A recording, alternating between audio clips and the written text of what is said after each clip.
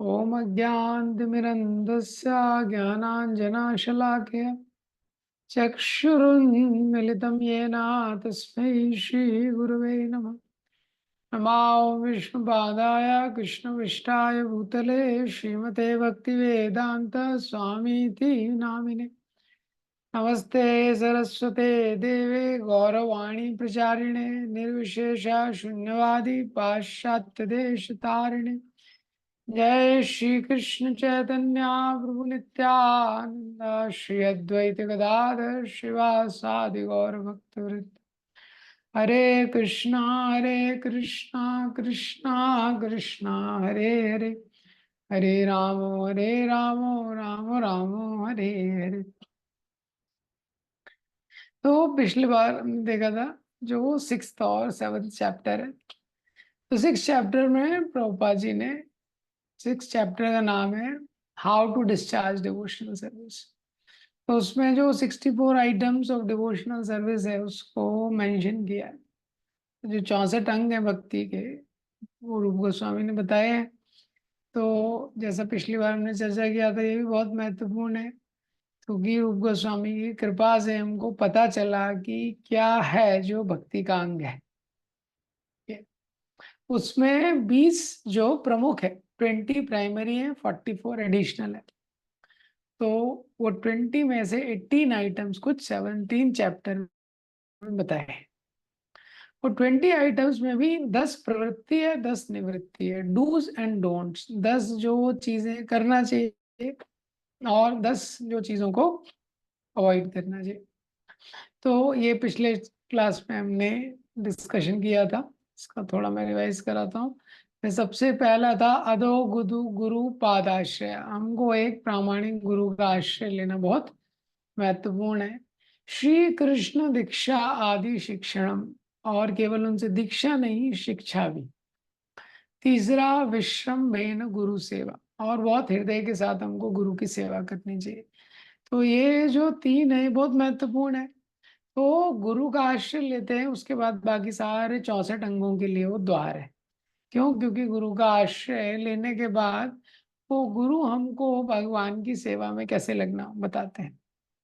उसके बाद साधु वर्तमना वर्तनम, केवल गुरु नहीं गुरु के साथ और जो साधु है उनका भी हम लोग आश्रय लेते हैं। जो भी गुरु साधु शास्त्र के अनुसार परंपरा की शिक्षाओं को बता रहे हैं वो सबसे हमको सीखना है। सद्धर्म पृच्छा यानी प्रश्न पूछना। हम्म, तो जब हम कुछ सुनते हैं उसको अच्छे से नोट डाउन करना, प्रश्न करना, ये भी भक्ति का एक अंग है। यावत अर्थानुवर्तिता, भक्ति में जो भी जरूरत है उसको ही स्वीकार करना। हाँ, आवश्यकताओं से अधिक स्वीकार ना करना। और श्री कृष्ण विमुख जनसंग त्यागो, भगवान के विमुख जो लोग हैं ऐसे लोगों के संग का त्याग करना। इस तरह से हमने काफी सारा आइटम देखा था लास्ट टाइम, 7-8। उसमें से कुछ बच गए थे, वो देखते हैं। व्यवहारे अपि आकारपण्यम, और शोकादि अवसर वर्तिता। व्यवहारे अपि आकारपण्यम means straightforward in dealings. तो जो भक्त है उसको बहुत ज्यादा कपट नहीं करना चाहिए, बहुत ज्यादा कपटपूर्ण व्यवहार नहीं करना चाहिए, इस प्रकार का भावना नहीं रखना चाहिए। कपट करके बहुत सक्सेस को प्राप्त कर लेंगे। हाँ, प्रभुपा जी ने शुरू में एक टाइम पे इस्कॉन में प्रभुपा जी ने एक समय बोला हुक और क्रुक सेल माय बुक, कि हुक और क्रुक कैसे भी मेरे ये ग्रंथों का वितरण कीजिए। तो ये डिवोटीज ने कुछ पकड़ लिया। तो फिर डिवोटीज कुछ पेट्रोल पंप में कहीं पे अलग अलग जगह कुछ झूठ बोलने लगे।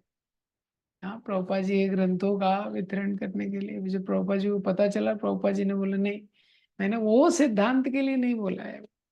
हुक और crook sell my book means अपनी बुद्धि का उपयोग कीजिए कि जिससे मैं सामने वाले को वो चीज बता सकूं कि वो ग्रंथ लेने के लिए प्रेरित हो, लेकिन आपको झूठ नहीं बोलना है। तो जो भक्त है उसको डीलिंग्स में ऑनेस्ट रहना चाहिए। हाँ, बुद्धिमान रहना चाहिए लेकिन ऑनेस्ट रहना चाहिए। ये तो जो भक्ति है उसको लाइसेंस की तरह यूज नहीं करना चाहिए टू डू एनीथिंग इमोरल। हाँ, देखते हैं शास्त्र में एक बार जब भगवान युधिष्ठिर महाराज को बोलते हैं झूठ बोलने के लिए, महाभारत में। हाँ, बोलते हैं बोल दो अश्वत्थामा मारा गया। तो युधिष्ठिर महाराज ने कभी झूठ नहीं बोला था अपने जीवन में। तो युधिष्ठिर महाराज ने बोला अश्वत्थामा हतो हता। फिर भीम ने शंख बजा दिया, नरो वा कुंजरो वा। तो पूरा लय नहीं था वो, लेकिन वो भगवान स्वयं बोल रहे। तो भगवान आके किसी को बोलते हैं तो वो झूठ भी सच है। इन जनरल जो भक्तों का जीवन है वो सतोगुण में रहना चाहिए। सतोगुण मतलब सत्य का अनुशीलन करना चाहिए। हाँ, तो कभी कभी भक्ति के रक्षण के लिए इस तरह का शब्द हो सकता है बोलने पड़े जो पूर्ण सत्य ना हो, लेकिन अगर भक्ति के रक्षण के लिए तो ठीक है ये, लेकिन उसको समझना चाहिए। नेक्स्ट है शोकादि अवसर वर्तिता, मतलब equilibrium in the loss and gain. ये भी भक्ति का एक अंग है। हमारे जीवन में जीवन की परिस्थितियों के ऊपर हमारा नियंत्रण नहीं है, और हम सब लोगों के अंदर भावनाएं हैं। वो जो मनुष्य है वो सामाजिक व्यक्ति रहता है। तो सुख होगा तो उसको प्रसन्नता होगी, कुछ दुख होगा तो उसके हृदय में कष्ट होगा। ये अर्जुन के पुत्र अभिमन्यु की मृत्यु हुई तो अर्जुन भी रोने लगे थे। हाँ, द्रौपदी भी रो रही थी, उसके 5 पुत्रों की मृत्यु हुई है। ये सब तो भगवान के शुद्ध भक्त हैं। कुंती महारानी को भी कष्ट है, मेरे पुत्रों की रक्षा कैसे होगी। सिद्धांत ये है कि हमारे अंदर भावना है, उसको डिनाई नहीं कर सकते कि भावनाएं नहीं रहेंगी, लेकिन भावनाओं से इतना ओवरवेल्म नहीं हो जाना चाहिए कि वो अपना कर्तव्य छोड़ दे। तो अभिमन्यु की मृत्यु के बाद अर्जुन रोए, लेकिन उसके बाद वापस से युद्ध किया। ये सिद्धांत है। मतलब जो भी परिस्थिति आती है, कई बार जैसे ट्रेन में कोई ट्रैवल कर रहा है, यात्रा कर रहा है, ऐसे ही ये जीवन की यात्रा है। तो कई स्टेशन पे देखते हैं क्लीन रहता है स्टेशन, एकदम कहीं पे देखते हैं एकदम गंदा रहता है। कहीं पे ट्रेन में व्यक्ति जो ट्रैवल कर रहा है तो कभी कभी देखेगा ट्रेन का टॉयलेट एकदम गंदा रहता है, और कभी कभी वो देखेगा कि वो क्या है, वो क्लीन है। लेकिन उसको अपना बिजनेस पूरा करके उसको आगे जाना है। ये तो इस तरीके से वो क्या है, ओवरवेल्म नहीं होता है।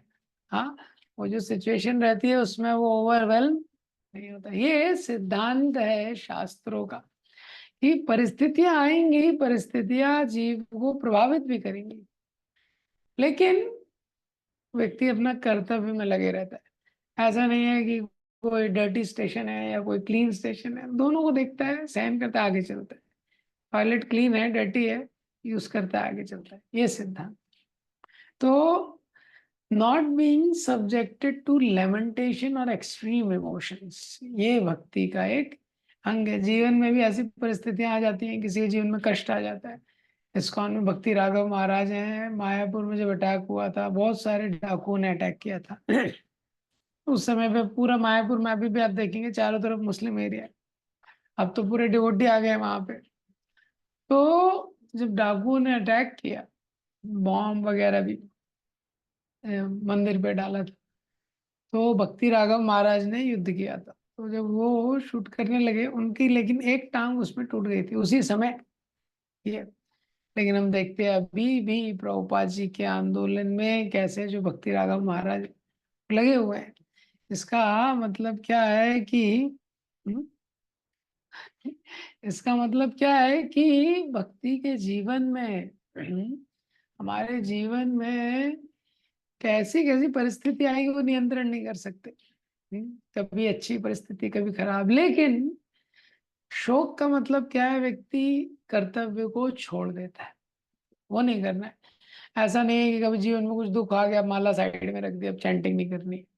नहीं, ये सिद्धांत यहाँ पे बताया गया। हम्म? इसके बाद बताया श्री कृष्ण अर्थ अखिल त्याग। हाँ, रूप गोस्वामी बोलते हैं being prepare to give up everything for Krishna satisfaction. हाँ, तो भगवान की प्रसन्नता के लिए कुछ भी त्याग करने के लिए रेडी रहना चाहिए। ऐसे क्यों बोला गया है? वह भगवान के लिए जितना हम लोग त्याग करेंगे उतना भगवान का आश्रय ले पाएंगे। अभी क्या है, हम लोग त्याग तो करते हैं, कौन ऐसा व्यक्ति है जो त्याग नहीं करता? त्याग तो सब कर ही रहा है, कोई नौकरी कर रहा है, कुछ कर रहा है, कितना त्याग कर रहा है। नींद का त्याग कर रहा है, बॉस के लिए कितना त्याग कर रहा है, परिवार के लिए कितना त्याग कर रहा है। तो सिद्धांत क्या है, जिसके लिए हृदय में जगह है उसके लिए त्याग करते हैं। अभी हृदय अगर भौतिक इच्छाओं से भरा हुआ है, भगवान के लिए कोई जगह ही नहीं है। हाँ, ऐसा है। तो जब हम भगवान के लिए कुछ त्याग करते हैं, भगवान के लिए जगह क्रिएट होता है। इसलिए आप देखेंगे जो व्यक्ति भगवान के लिए जितना त्याग करता है, जितना समर्पण करता है, उतना ही भगवान का आश्रय ले पाता है। जितना आश्रय लेता है उतना स्मरण होता है। इसीलिए भगवान के लिए कुछ भी त्याग करने के लिए रेडी रहना चाहिए, भक्ति का एक अंग है। इसके अलावा रूप गोस्वामी ने जो भक्ति के 5 प्रमुख अंग हैं वो भी बताए हैं, लेकिन उसके ऊपर एक अलग चैप्टर है भक्ति रसामृत सिंधु में, तो उसका चर्चा आगे करेंगे। उसके बाद लिखा है ऑब्जर्विंग फास्टिंग ऑन एकादशी। तो एकादशी का व्रत है, इसको हरिवासर बोलते हैं, हाँ, तो माधव तिथि बोलते हैं। तो ऐसे उत्सवों को, अवसरों को हमको पालन करना चाहिए, भक्ति का एक अंग है। इसमें एक विशेष शक्ति रहती है। तो उस समय में, उस दिन में, उस काल में जब हम भक्ति की कोई क्रिया करते हैं तो हमको विशेष आशीर्वाद, एक विशेष कृपा मिलती है। एकादशी महात्म्य के ऊपर बुक भी है, उसमें हम देखते हैं हर एकादशी का जो महात्म्य है उसके बारे में डिस्क्रिप्शन जो है, वर्णन बताया गया है। तो भक्ति को बढ़ाने के लिए, भक्ति का वर्धन करने के लिए तिथियां बहुत महत्वपूर्ण है। तो हम अपनी भक्ति को बढ़ा सकते हैं जब हम इन विशेष तिथि में अपना अवेलेबिलिटी इंक्रीज करते हैं। जब एकादशी है, फेस्टिवल्स हैं, तो उस समय पे ज्यादा जप करना, ज्यादा ग्रंथ आदि पढ़ना, ज्यादा आश्रय लेना, इससे हमारा जो भक्ति है वो क्या है, वो उसमें वर्धन होता है। ये सिद्धांत है, ये सिद्धांत हमको समझना चाहिए। अन्य देव अवज्ञा, ये भी लिखा गया है, हमको बाकी देवताओं की अवज्ञा नहीं करनी चाहिए। We should not disrespect demigods. मतलब जब हम भक्ति में आते हैं, विशेषकर जब इस्कॉन में आते हैं, इस्कॉन से पहले तो किसी देवी देवता की सब पूजा कर रहे होते, कुछ पता नहीं रहता किसका करना है। अब इस्कॉन में आते पहला कॉन्सेप्ट हमको क्लियर होता है, कृष्ण भगवान है, कृष्ण, बाकी सभी तो देवता है। हाँ, ये सब कांस्टेबल की तरह है, कृष्ण मेन है। तो वो अंडरस्टैंडिंग महत्वपूर्ण है। लेकिन जो देवी देवता है ये भी बहुत एग्जॉल्टेड है, ये लोग भी बहुत महान है और भगवान के सेवक है। हाँ, जैसे प्राइम मिनिस्टर का सम्मान करते हैं, लेकिन कैबिनेट मिनिस्टर का भी सम्मान करते हैं, दोनों का सम्मान करते हैं। अगर कोई कैबिनेट मिनिस्टर कोई प्राइम मिनिस्टर बोले तो वो भी गलत है, और कोई कैबिनेट मिनिस्टर का सम्मान ना करे, दोनों गलत है। अगर कोई सोचे कैबिनेट मिनिस्टर, कोई कंफ्यूज हो जाएगी यही प्राइम मिनिस्टर, वो भी गलत। तो ये तो जो केवल भक्ति करते हैं, जब हम भक्ति करते हैं, तो जो भक्त होता है वो फोकस्ड होता है, लेकिन फैनेटिकल नहीं होता, इसमें अंतर होता है। अब फैनेटिकल है तो देवी देवताओं के मंदिर में प्रणाम भी नहीं कर रहे हैं। देखते हैं हम, चैतन्य महापुरुष स्वयं भक्त के रूप में आए, तो जब दक्षिण भारत में गए, साउथ इंडिया में, तो बहुत सारे शिव जी के मंदिर उन्होंने विजिट किए, उनको प्रणाम किया। तो हमको देवी देवताओं का सम्मान करना चाहिए, लेकिन आश्रय कृष्ण का ही लेना चाहिए, पूजा कृष्ण की ही करनी चाहिए, ये सिद्धांत है। उनका अपमान नहीं करना चाहिए। जब भक्ति में सारे आत्मवत सर्वभूतेषु, जो सारे जीवों का सम्मान करने के लिए बोला है, तो देवी देवता का क्यों नहीं करेंगे? ऐसा। तो ये सिद्धांत है। तो इस तरह के बहुत सारे सिद्धांत दिए गए हैं 7वें चैप्टर में। अब जो 8वां और 9वां अध्याय है, 8वां अध्याय है ऑफेंसेस टू बी अवॉइडेड, अपराधों को कैसे हम छोड़ सकते हैं। तो क्या है, बताया है पिछले अध्याय में, प्रवृत्ति और निवृत्ति। प्रवृत्ति मतलब किस चीज को करना है, ये महत्वपूर्ण है, भक्ति करने के लिए किसको करना है। और 8वें अध्याय में ऑफेंसेस टू बी अवॉइडेड, ये पूरा एक अध्याय प्रभुपाद जी ने दिया है, किन अपराधों को छोड़ना है। इस अध्याय में मेनली ऑफेंसेस और डिटी वर्शिप के बारे में बताया गया। ये जो 8th चैप्टर ये है। तो प्रभुपाद जी ने इस चैप्टर में अपराध के बारे में बताया। अब राध, राध मीन्स राधा रानी, अब मीन जो राधा रानी से हमको दूर लेके जाता है वो अपराध है। राधा रानी क्या है? भगवान की लादिनी पोटेंसी। लादिनी पोटेंसी के माध्यम से हमको भक्ति में आनंद की अनुभूति होती है। ठीक है। तो अब जो राधा रानी से दूर लेके जाता है, तो अगर जब हम अपराध करते हैं तो क्या होता है? राधा रानी से दूर चले जाते हैं, तो भक्ति में जो आह्लाद होता है, यानी जो आनंद है, उसका अनुभव नहीं करते। तो जब हम भक्ति में आनंद का अनुभव नहीं करते, हायर टेस्ट का अनुभव नहीं करते हैं, तो क्या होता है कि जो भौतिक टेस्ट होता है, मटेरियल टेस्ट होता है, वो प्रोमिनेंट हो जाता है। मतलब अगर स्पिरिचुअल टेस्ट नहीं आ रहा है तो कौन सा टेस्ट हमको रिलीज करना पड़ेगा? Material taste. तो यही कारण है, ये एक प्रमुख कारण है कि बावजूद हम लोग बार बार जो पुराने भौतिक इच्छाएं होती हैं वो रिपीट होती है। पुराने कई बार जो गलतियां हो जाती हैं बार बार होती है। क्यों? क्योंकि जब एक्सपीरियंस नहीं करेंगे स्पिरिचुअल टेस्ट का, so because of lack of spiritual taste material taste pops up. वापस से फिर मटेरियल, कोई व्यक्ति वापस से मूवी देखने लगता है, जो क्रिकेट देख रहा होता है वापस से क्रिकेट देखने लगता है, जो पहले काम कर रहा होता है वापस से करने लगता है। ये अपराध जो है वो पाप से भी ज्यादा खतरनाक है। क्यों पाप से ज्यादा खतरनाक है? इसको समझना चाहिए। पाप और पुण्य भौतिक स्तर पे, हम्म, पाप भी गलत है, उसको भी नहीं करना चाहिए उसका भी रिएक्शन आता है। लेकिन जो अपराध है ये एंटी डिवोशनल है, ये डायरेक्ट भक्ति के अगेंस्ट है। समझ गए? अंतर है। जैसे पाप बोलते हैं उसको धूली लेप है, हरि नाम का जप करते हैं पाप चले जाते हैं। जैसे कपड़े में धूल लग गई तो थोड़ा उसको शर्क करेंगे निकल जाएगी। लेकिन जो अपराध है वो वज्र लेप है, लोहे की गरम सलाख किसी ने अगर लगा दी गरम रॉड शरीर पे तो नहीं जाएगी। ये है।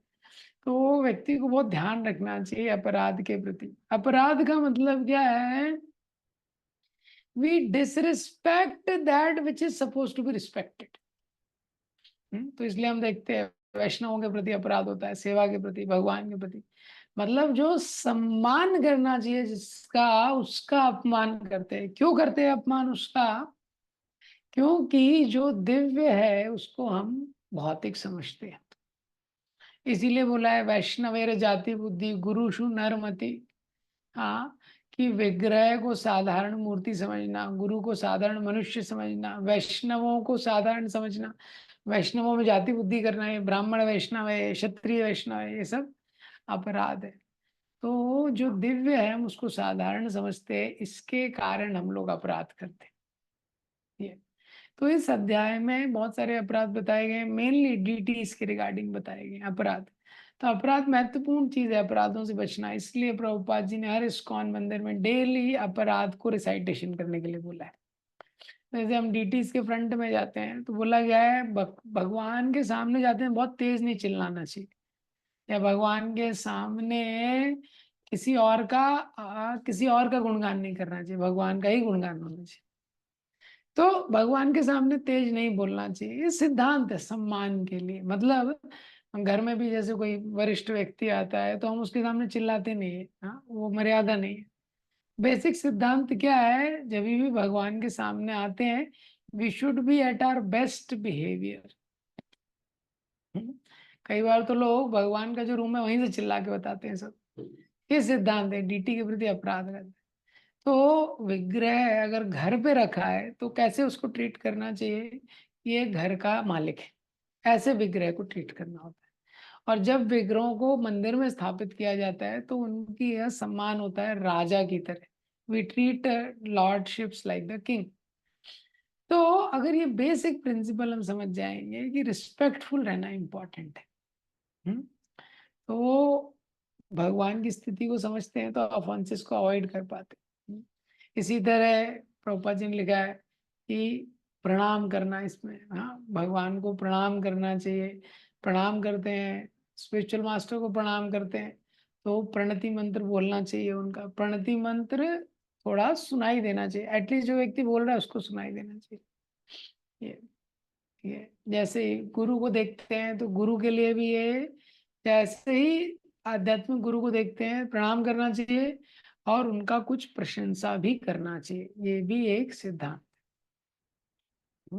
अब इसमें कभी कभी क्या हो जाता है, थोड़ा विरोधाभास हो जाता है। मतलब भगवान के सामने किसी और का प्रशंसा नहीं करना चाहिए और गुरु को जैसे ही देखते हैं तो प्रणाम करना चाहिए और प्रशंसा करना चाहिए।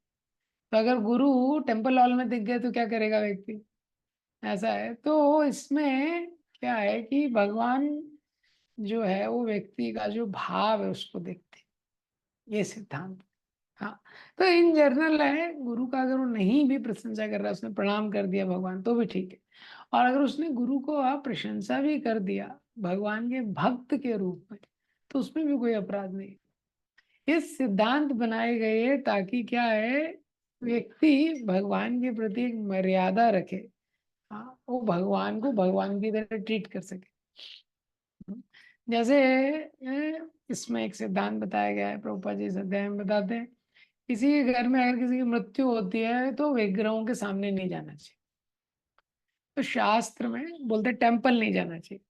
शास्त्र में पंचरात्रि का विधि है, भागवत विधि है। भागवत विधि में बहुत नियम नहीं है, पंचरात्रि का विधि में बहुत सारा नियम। तो अभी किसी के घर में किसी की मृत्यु हो गया तो मंदिर नहीं जाना चाहिए, ऐसे बोलते हैं।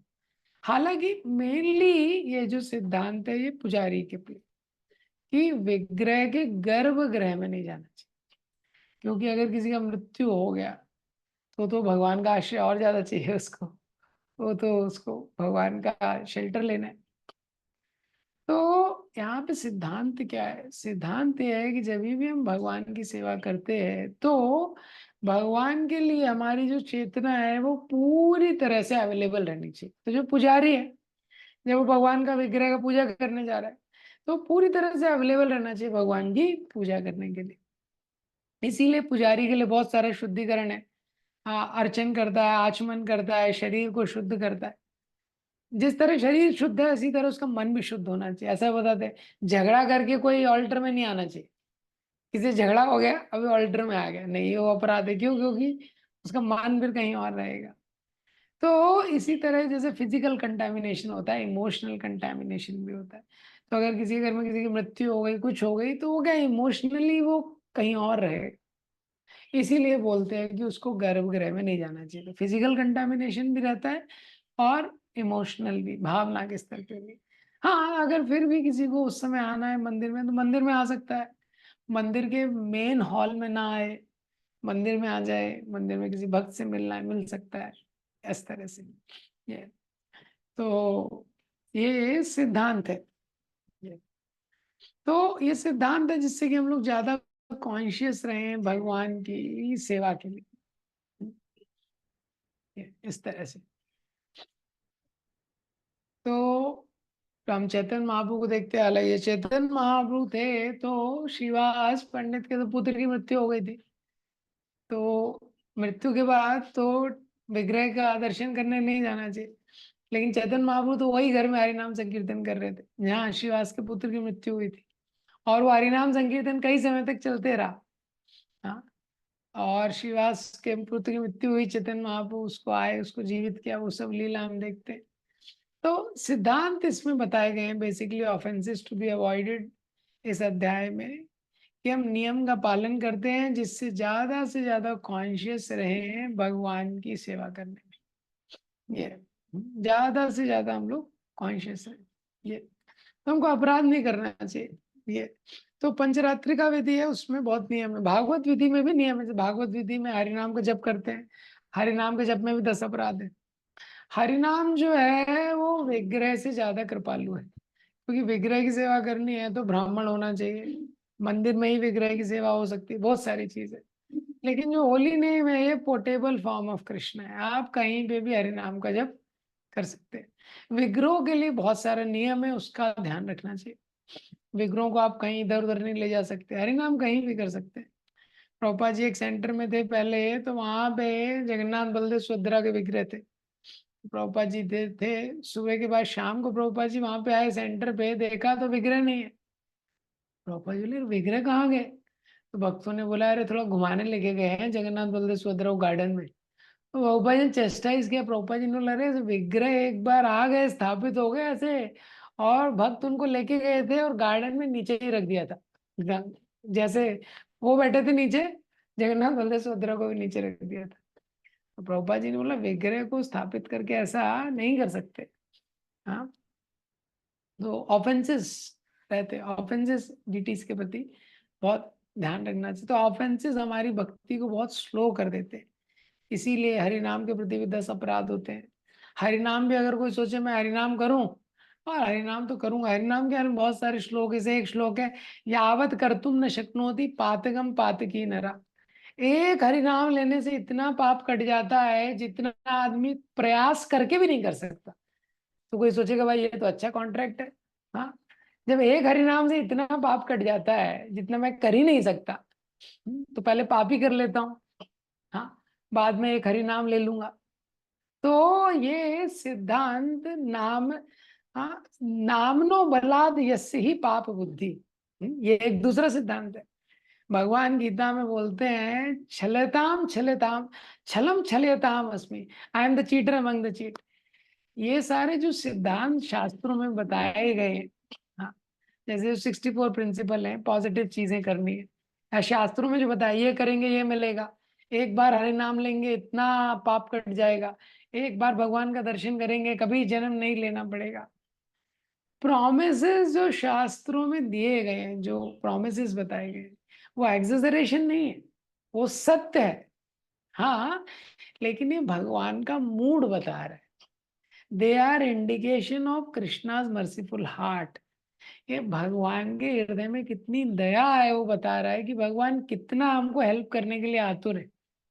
ये अब लेकिन अगर इसको कोई कैलकुलेटिव वे में ले लेगा, हाँ, जैसे कोई सोचेगा अच्छा आजामिल ने तो पूरे जीवन पाप किया, एक हरि नाम लिया, तो ये तो अच्छा है, मैं भी पूरे जीवन पाप करूंगा उसके बाद एक हरि नाम मैं ले लूंगा, ये तो फिर क्या है, काम नहीं बनेगा। क्यों? क्योंकि अगर वो कैलकुलेटिव हो जाएगा तो भगवान बोलते हैं ये यथामाम प्रपद्यन्ते, भगवान वैसे ही आदान प्रदान करेंगे। तो क्या होता है, our repentant heart attracts Krishna's compassionate heart. जब हम जो गलतियां किया है उस पर पश्चाताप करते हैं, हृदय से रोते हैं, भगवान का शरण लेते हैं, गलतियों को दोबारा उसकी पुनरावृत्ति नहीं करते हैं, भगवान की कृपा को प्राप्त करते हैं, ऐसा। लेकिन अगर हम सोचेंगे ये तो एक नाम लेने से इतना कुछ हो रहा है, इतना, ये क्रिश्चियंस में वही है, हफ्ते भर पाप करते हैं कुछ डोनेशन दे देते हैं, तो फिर वो भी एक अपराध है। तो ये एटीट्यूड गलत है। हाँ, हमारा उद्देश्य ऐसा नहीं है कि किसी भी तरह से उस पाप को खत्म कर दिया जाए, तो उससे एक और पाप लगता है, नामनो यस्य ही पाप बुद्धि, ये इस तरीके से। तो अब और अपराध में क्या क्या हो सकता है, ये 9वें अध्याय में बहुत सारी चीजें बताई है, इसका हमको ध्यान रखना चाहिए, क्या क्या चीजें करनी चाहिए क्या नहीं करनी चाहिए। जैसे कुछ अंगों का प्रभुपाद जी ने थोड़ा डिस्क्रिप्शन दिया है, ये हम लोग करते हैं लेकिन इतना अटेंटिव नहीं रहते। तो ये भी मैं शॉर्ट में बताता हूँ, आप लोग इसको पढ़ सकते हैं। पहला बताया है 9वें अध्याय जिसका नाम है further consideration of devotional service.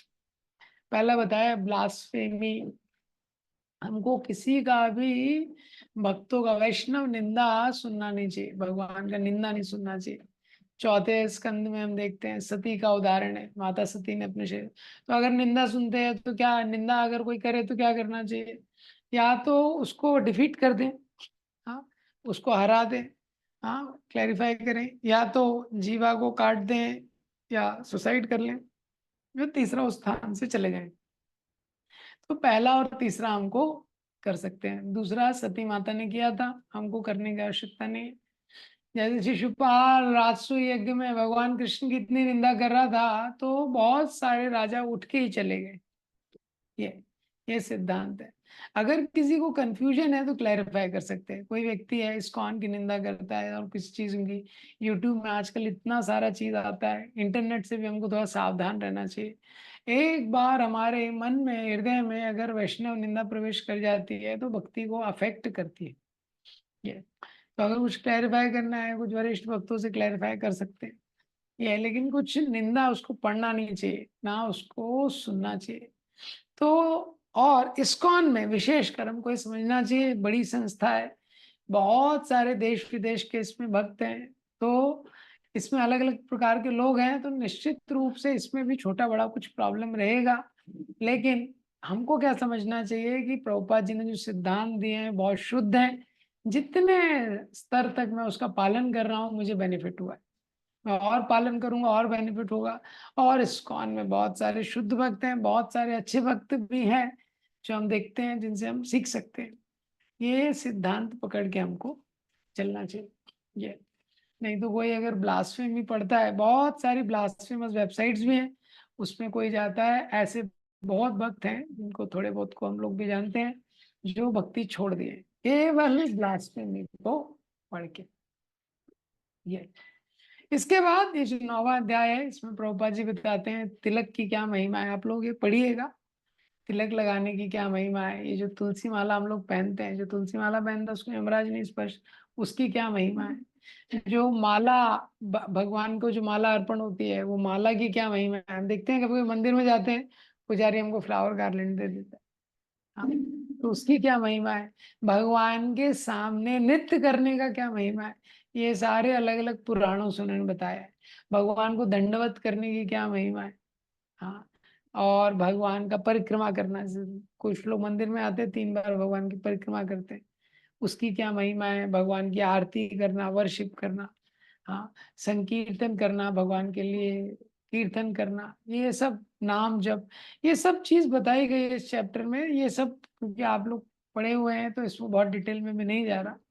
ये अब इसमें दो चीजें हैं, एक है सबमिशन है और एक है सबमिशन मतलब, और एक है रिसाइटिंग नोटेबल प्रेयर्स। ये दो अंग विधि है। सबमिशन मतलब अपनी प्रार्थनाओं को अर्पण करना, हाँ, और रिसाइटिंग नोटेबल प्रेयर्स मतलब क्या है कि जो स्क्रिप्चर में प्रेयर्स दिए हैं उनको अर्पण करना, प्रार्थनाओं को अर्पण करना, यानी वंदनम ही बहुत महत्वपूर्ण अंग है भक्ति का। तो प्रभुपाद जी ने अलग अलग तरह की प्रार्थनाएं इसमें बताई हैं, हाँ, बहुत अच्छी प्रार्थना है, आप लोग उसको पढ़ सकते हैं। सम प्रार्थना, प्रार्थना भी अलग अलग तरह की होती है, दैन्य बोधिका, लालसामयी, संप्रथा, संप्रार्थनात्मिका, feelingly offering prayers for spontaneous devotional service, संप्रार्थनात्मिका। तो ये प्रार्थना है प्रभुपाद जी ने इसमें कोट की है। हाँ, जैसे रूप गोस्वामी बोलते हैं, जैसे एक स्त्री और पुरुष के बीच में आकर्षण होता है, मैं चाहता हूं कि ऐसा ही नेचुरल आकर्षण मेरे मन का आपके प्रति हो जाए। ये क्या है, prayer for spontaneous devotional service, spontaneity को इंडिकेट करती है। जैसे किसी स्त्री या पुरुष को ये शिक्षण देने की आवश्यकता नहीं होती है कि कैसे किसी स्त्री को पुरुष से आकर्षित होना है या पुरुष को स्त्री से, ये नेचुरल है, स्पॉन्टेनियस है। बोल रहे हैं ऐसे ही मैं चाहता हूँ कि मेरा मन आपकी तरह आकर्षित हो। इसी तरह धन्य बोधि का प्रार्थना इसमें दी हुई है, जिसमें बोलते हैं मत तुल्यो नास्ति पापात्मा, मत तुल्यो नास्ति पापात्मा, मेरे समान कोई पापी नहीं है, ना अपराधी च कश्चन, ना मेरे समान कोई अपराधी है। No one as sinful as me, no one as offensive me, परिहारे पि लज्जा में। और मैंने इतने पाप किए हैं, हम लोग देखते हैं वास्तव में जीवन में हमने ऐसे ऐसे पाप किए हैं और इतने अपराध हो गए हैं कि उसको बता भी नहीं सकते। इस प्रकार से वो बोलते हैं, ये होती है दैन्य बोधिका, मतलब अपनी दैन्यता को भगवान के आगे प्रकट करना कि कितना हमसे गलतियां जीवन में हो चुका है।